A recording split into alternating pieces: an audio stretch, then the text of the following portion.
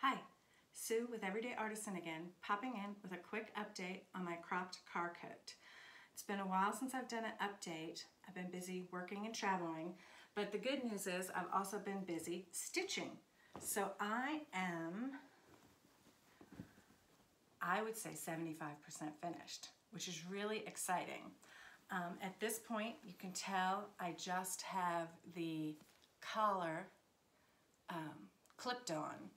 I've finished stitching all of the design on all of the main pieces of the body and assembled them.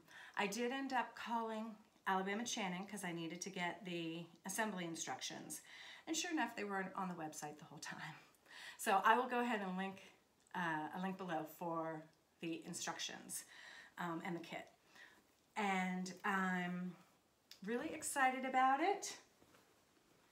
I think I'm gonna love it. I'm actually wearing an outfit that was one of the things that inspired me to make the black with the ochre embroidery thread because I'd love to wear it with this. Right now I haven't sewn in the facings yet. I still have those to go. I still have the pockets to go, the snaps, and again the collar. And I don't have any traditional sewing instructions, so those are always my tricky parts. So even though I'm 75% of the way done, I'm probably only 50% of the way done because the rest of it takes me a long time to figure out. But that's okay because I'm excited. I'm loving it. I actually, interestingly enough, I read something online. I don't know what it was about. Probably in the School of Making Stitch Along Facebook page, because that's kind of where most of the commentary on Alabama Chanin School of Making Garments and home-stitched garments happens. And someone said they felt like these sleeves were kind of awkward. And I feel like I'm going to be good with it. But before I attached the sleeves, I actually tried it on as a sleeveless. I should have taken a picture. And I honestly think I might try and make a sleeveless version and maybe even a mandarin collar version, because hopefully that would be easier, on a different version. Because I am loving this design. I love the length. I'm not short, I'm 5'6", but I still think anything shorter makes me look a little more like I have a waist. And I'm loving the width of it, because anything these days that's a little wider around the middle is a good thing.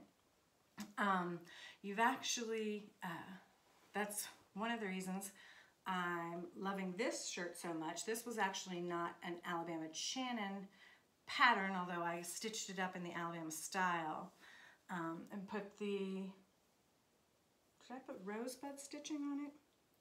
Yeah, rosebud stitching all along the back. It's a cross back, but it's anything with a high neck and a little bit more room in the waist these days is my friend.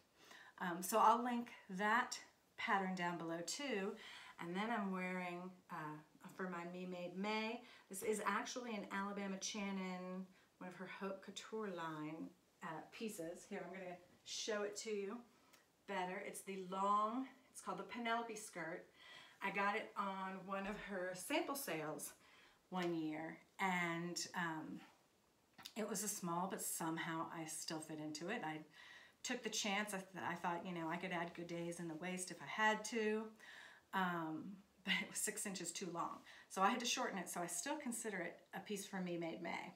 Which, by the way, I hope you've been following along on my Instagram. I've been posting my Me Made May pictures in my stories.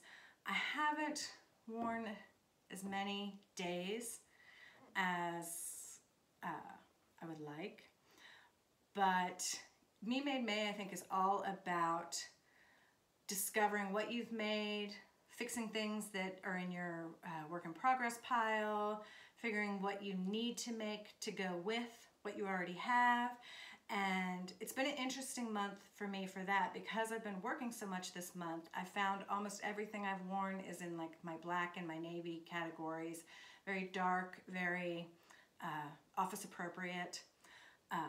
So it's interesting. I'm glad I'm making the cropped car coat because I think that'll fit right in with what I've been making so far. That's all I have for my update today. I hope you all have had a wonderful Me Made May, that you've learned a lot about what's in your wardrobe and what you want to make. And I will be back. Oh, one other update. I forgot. I tried dyeing the shirt that my eBay redo, and it was really weird. Before you dye something, you're supposed to have it wet. I bought I believe it was a jacquard dye off of Amazon. I was going to use the washing machine method, and I was having a hard time wetting the material, which I found really interesting. I'm like, this is cotton. It should just absorb the water right away. And when I did end up dyeing it, I wanted to do stovetop, but I didn't have a good vessel for it. So I went with washing machine, which wasn't a great idea because a couple more beads fell off, of course. And for some reason, the material did not take any of the dye. I know it's 100% cotton, but it's still navy. So no update on that. Other than that, my first attempt didn't work, but we always learn as much from our mistakes as we do from our successes. And with that, I hope you have a great day. Thanks.